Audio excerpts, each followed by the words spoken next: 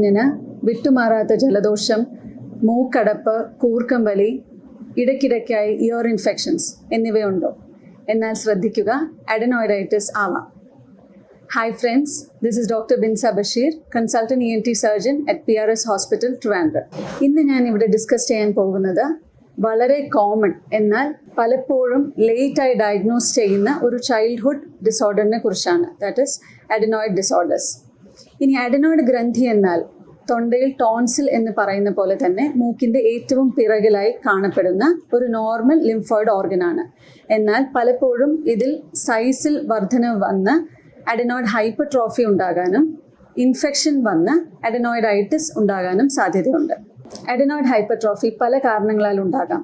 ഉദാഹരണത്തിന് hereditary causes, lack of breast feeding in children, passive smoking at home, allergies, air pollution etcetera. ഇനി ഇതിൻ്റെ ലക്ഷണങ്ങൾ എന്തൊക്കെയാണെന്ന് നോക്കാം. അഡനോയിഡ് ഗ്രന്ഥിയുടെ സൈസ് കൂടുന്നതുകൊണ്ട് കുഞ്ഞിന് എയർവേ നാരോയിങ് ഉണ്ടാകാം. അതുവഴി കുഞ്ഞിന് നിരന്തരമായ മൂക്കടപ്പ്, ശ്വാസതടസ്സം, ഉറങ്ങുമ്പോൾ mouth breathing, snoring, noisy breathing എന്നിവ ഉണ്ടാകാം. അഡനോയിഡ് ഗ്രന്ഥിയിൽ ഇൻഫെക്ഷൻ തങ്ങി നിൽക്കുന്നത് കൊണ്ട് അഡനോയിഡൈറ്റിസ് ഉണ്ടാവുകയും frequent upper respiratory tract infections അല്ലെങ്കിൽ വിട്ടുമാറാത്ത ജലദോഷം, നേസൽ ഡിസ്ചാർജ് എന്നിവ ഉണ്ടാകാം. ഇനി മൂക്കും ചെവിയും കണക്ട് ചെയ്യുന്ന ഒരു മസ്കുലർ ട്യൂബാണ് യൂസ്റ്റേഷൻ ട്യൂബ്. ഈ ട്യൂബ് വഴി അഡനോയിഡിൽ തങ്ങി നിൽക്കുന്ന ഇൻഫെക്ഷൻ, പഴുപ്പ് അല്ലെങ്കിൽ നീര് യൂസ്റ്റേഷൻ ട്യൂബ് വഴി മൂക്കിൽ നിന്നും ചെവിയിലോട്ട് പടരുകയും റെക്കറന്റ് ഇയർ ഇൻഫെക്ഷൻസ് അല്ലെങ്കിൽ അക്യൂട്ട് ഓട്ടൈറ്റിസ് മീഡിയ ഉണ്ടാവുകയും അതുവഴി കേൾവിക്കുറവ് വരെ കുഞ്ഞിന് സംഭവിക്കാം. അഡനോയിഡ് വീക്കം കാരണം സ്മെൽ ഡിസ്റ്റർബൻസസ് ഉണ്ടാകാം, ടേസ്റ്റ് ഡിസ്റ്റർബൻസസ് ഉണ്ടാകാം. അത് കാരണം കുഞ്ഞിന് loss of appetite, feeding difficulties, growth retardation ഉണ്ടാകാം. There can also be voice problems or voice change because of adenoid hypertrophy. കേൾവിക്കുറവ് സംഭവിച്ചാൽ കുഞ്ഞിന് speech delay, speech disturbances, lack of concentration, learning disabilities വരെ ഉണ്ടാകാം.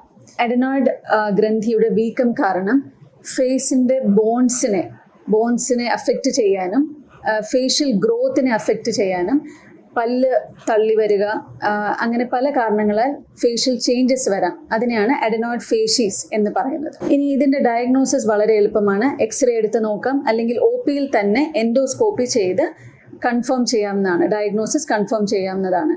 OPയിൽ തന്നെ ക്യാമറ ഘടിപ്പിച്ച് ഒരു നേരിയ ടെലസ്കോപ്പ് കുഞ്ഞിൻ്റെ മൂക്കിലൂടെ pass ചെയ്യുകയും ഡയഗ്നോസിസ് കൺഫർമേഷൻ ചെയ്യാം.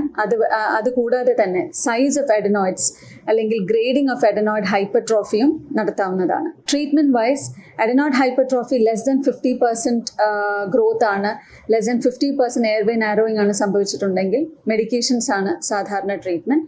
ഇനി മോർ ദാൻ 60 to 70% സർജറി വേണ്ടി വരാം. അഡനോയിഡക്ടമി പല ടെക്നീക്സ് ആണ് ഉള്ളത്. ക്യൂററ്റാജ് ചെയ്യാം, അല്ലെങ്കിൽ എൻഡോസ്കോപ്പിക് ഡിബ്രൈഡ്മെൻ്റ് ഉണ്ട്. വളരെ നൂതനമായ ഒരു ടെക്നീക്കാണ് കോബ്ലേഷൻ അഡനോയിഡക്ടമി. കോബ്ലേഷൻ അഡനോയിഡക്ടമിയുടെ അഡ്വാൻറ്റേജസ് പലതുണ്ട്.